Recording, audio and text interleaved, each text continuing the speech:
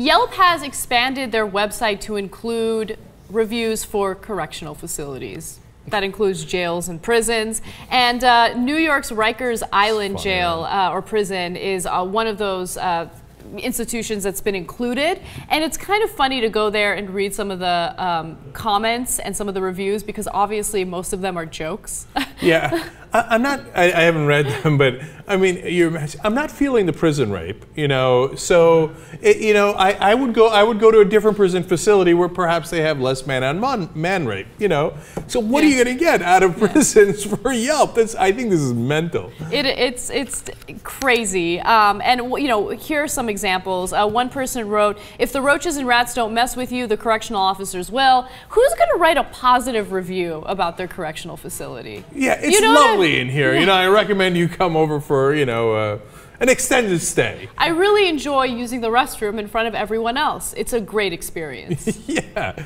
So this is funny. And then I heard that Yelp, you guys were telling me, runs this little scam where they go to the different businesses and they say, "Oh, we'll hide your positive reviews unless you, give us some cashy cash." So they're not that transparent, but I mean, anyone can read between the lines. Usually what happens is, let's say you go to a new business's Yelp page and you write a very positive review about that fine establishment, right?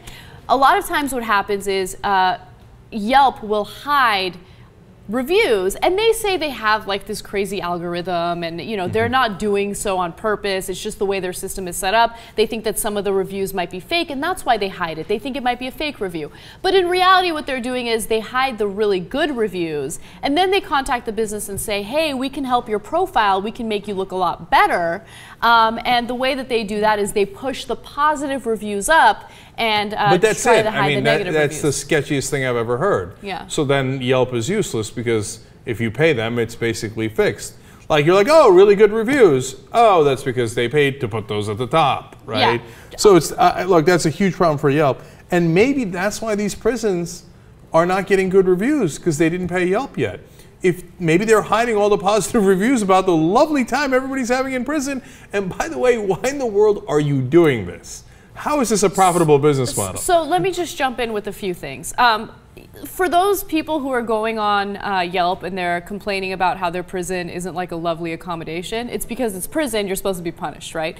But at the same time, I think that this could be used as a positive tool in the future. Who knows if it will be, but obviously a lot of really, really violent, dangerous things happen in prisons, and stuff that's not supposed to happen, whether it's abuse by correctional officers, mistreatment, that kind of stuff. So if there is some sort of tool to shine a light on it and people can investigate it and do something about it to make it better, I'm all for it. Who knows if this is what it's going to be used for in the future, but lawyers are keeping an eye on it, so we'll see. All right, well, if it could be useful in some way like that, okay, but I'm very down on Yelp now that I found out that information.